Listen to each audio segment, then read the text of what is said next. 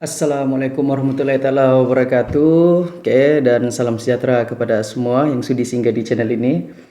Oke, apa kabar Anda semuanya? Harap semuanya dalam keadaan sehat belaka. Oke, terutamanya sekarang di musim PKP. Oke, jadi saya harap semuanya terhindarlah daripada wabak coronavirus yang sedang melanda negara kita ini sekarang. Oke, jadi seperti biasa, saya Cikgu Zulkifli, Cikgu Geografi Anda. Oke, jadi dalam video kali ini saya akan berkongsikan tentang tajuk kegiatan 1 Geografi bab 5 yaitu bumi. Oke, jadi dalam tajuk ini terdapat 4 subtopik di bawah bab 5 ini, tajuk bab 5 yaitu yang pertama 5.1 yaitu sistem fizikal bumi.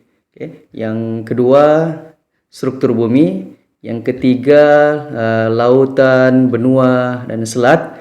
Dan yang keempat yaitu kesan pergerakan bumi. Jadi tapi dalam video kali ini saya akan terangkan 2 subtopik saja yaitu sistem fisikal bumi dan juga struktur bumi. Terlalu panjang.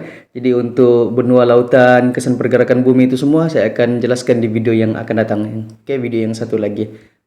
Alright. Jadi tajuknya adalah bumi. Bumi yang kita diami sekarang ini, yang Tuhan ciptakan ini. Setakat pengetahuan kita, bumi ini adalah satu-satunya planet yang mampu menampung pelbagai jenis hidupan yang sesuai untuk didiami oleh manusia, untuk haiwan dan juga tumbuhan. Jadi bumi kita ini terdiri daripada 71% lautan dan juga 29% daratan. Jadi permukaan bumi kita ni kita anggaplah segenaplah 70% laut, dan juga 30% darat. Jadi anggap macam itulah 70-30. Jadi bumi ini kita pecahkan kepada 4 komponen. 4 komponen yang melengkapkan bumi ini. Jadi 4 sistem fisikal bumi ini terdiri daripada atmosfera, hidrosfera, biosfera dan litosfera. Saya akan terangkan sebentar lagi. Jadi 4 komponen inilah yang bergabung, saling bergantung antara satu sama lain, bekerjasama untuk menjadikan bumi kita ini sesuai untuk didiami oleh manusia dan juga pelbagai hidupan yang lain. Jadi tajuk 5.1 ini khas untuk cerita tentang 4 komponen sistem fisikal bumi ini. Tapi sebelum itu apa pula yang dimaksudkan dengan sistem fisikal bumi?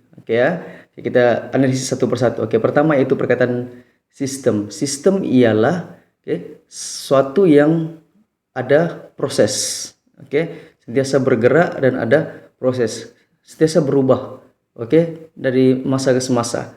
Jadi fisikal pula semua yang ada bentuk fisik yang kita boleh pegang, boleh sentuh, boleh rasa kan. Jadi kita boleh nampak. Jadi bila digabungkan jadi sistem fisikal. Jadi fisikal yang ada sistem. Contohnya lah. Kita ambil apa yang ada di bumi ini, ada fisikal yang kita boleh nampak, boleh rasa. Contohnya air. Air ni dia ada sistem sendiri. Air ni sentiasa bergerak, sentiasa berubah tempat, sentiasa berubah bentuk. Jadi kitaran air itu dia ada sudah sistemnya sendiri. Ada aturannya sendiri yang Tuhan sudah tetapkan, Tuhan ciptakan. Jadi sistem air itu jadi itulah salah satu komponen bumi. Jadi itu pun kita untuk menerangkan konsep sistem fisikal. Harap pahamlah dengan penerangan saya nih. Susah sedikit nih kalau istilah sains nih kita mau jelaskan. Harap paham. Terdapat 4 sistem, 4 komponen sistem fisikal bumi.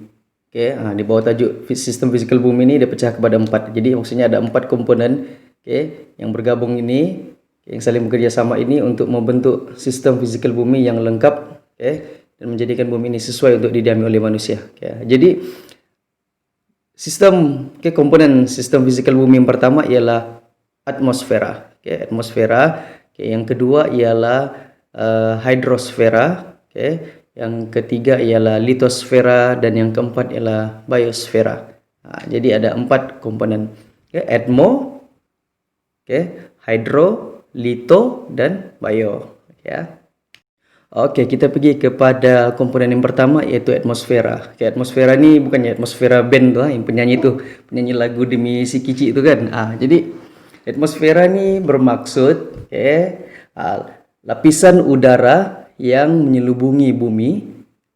Lapisan ini mengandungi pelbagai jenis gas, yaitu debu, habuk, asap, serta uap air. Jadi semuanya yang dalam bentuk gas yang boleh terapung di udara, itu adalah sebahagian daripada atmosfera. Contoh udara, semua jenis udara. Semua jenis gas, termasuk gas oksigen, hidrogen, nitrogen, karbon dioksida, segala karbon monoksida. Semua jenis gas, asap, debu, jerebu itu semua itu adalah sebahagian daripada atmosfera. Jadi atmosfera ini bukannya sekitar yang kita boleh nampak ini saja.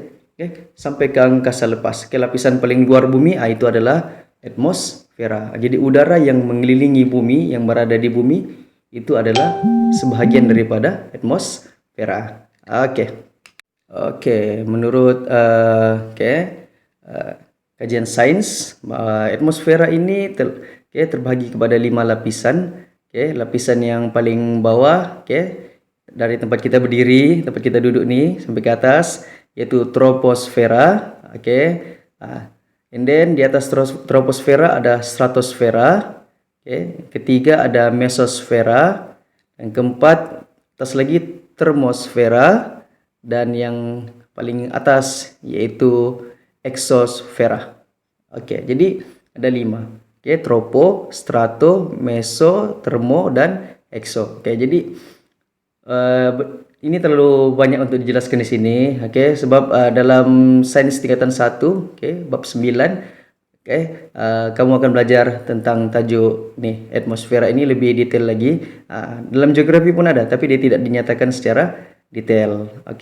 Jadi jika ada yang mau saya terangkan nih secara detail berkenaan dengan lapisan atmosfera, saya akan buat satu video khas untuk ini saja. Jadi cukup Anda tahu nama dia, dan juga lapisan-lapisan dia. Alright. Kita pergi kepada komponen yang kedua, yaitu hidrosfera. Kalau bila dengar perkataan hidro mesti berkait dengan air kan. Jadi hidrosfera meliputi semua bahagian air yang wujud di bumi. Jadi semua air yang ada di bumi ini adalah komponen hidrosfera. Jadi bagian tersebut meliputi air laut, sungai, tasik, payah, air bawah tanah, semua itu air terjun, itu semua adalah komponen hidrosfera. Tidak kira lah ada bentuknya apa, rasanya apa, laut kah, pahit kah, masin kah. Jadi semuanya itu adalah komponen hidrosfera. Litosfera pula bermaksud semua bahagian kerak bumi. Kerak bumi ini yang kita bagian atas mantel nih. Jadi permukaan bumi, bawah tanah itu semua adalah bahagian litosfera. Sama ada di benua, di daratan ataupun di dasar laut, itu termasuk komponen litosfera. Dan yang terakhir yaitu biosfera. Biosfera ini meliputi semua hidupan, manusia, hewan, dan juga tumbuh-tumbuhan. Jadi kesimpulannya, 4 komponen ini, atmosfera, udara, hidrosfera, air, litosfera, permukaan bumi, tanah, dan biosfera, hidupan. Jadi 4 komponen inilah yang melengkapkan bumi ini, planet bumi ini sebagai satu planet yang perfect, yang sempurna untuk didiami. Dan keempat komponen ini saling berhubung kait antara satu sama lain. Jadi 4 komponen inilah yang membentuk sistem fisikal bumi yang lengkap. Jika salah satunya ini tiada, maka tidak lengkaplah bumi kita ini, maka hancurlah bumi kita ini. Alright. Harap semua yang paham bagian ini ya. Kita pergi kepada tajuk 5.2. Astagfirullahaladzim. Kita pergi pada tajuk 5.2 struktur bumi. Ini selalu pelajar keliru nih kalau term exam nih.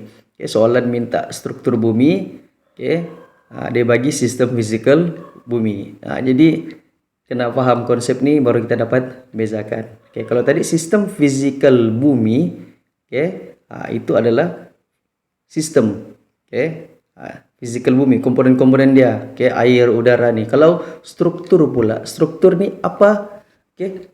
binaan bumi ini. Contoh lah kita pergi rumah, oke, rumah. Apa struktur rumah? Oke, pertama pasti ada tiang, ada lantai, ada dinding, ada ceiling, ada atap. Nah, itu struktur. Oke. Jadi kita kena paham. Oke, jadi bumi ini strukturnya macam mana? Oke, dari luar sampailah ke dalam macam mana strukturnya? Oke ya. Oke, jadi struktur bumi ini dia terdapat 3 lapisan utama bumi. Oke, kita pergi kepada 3 lapisan bumi. Oke, yang pertama yaitu kerak bumi. Oke, merupakan lapisan yang paling luar.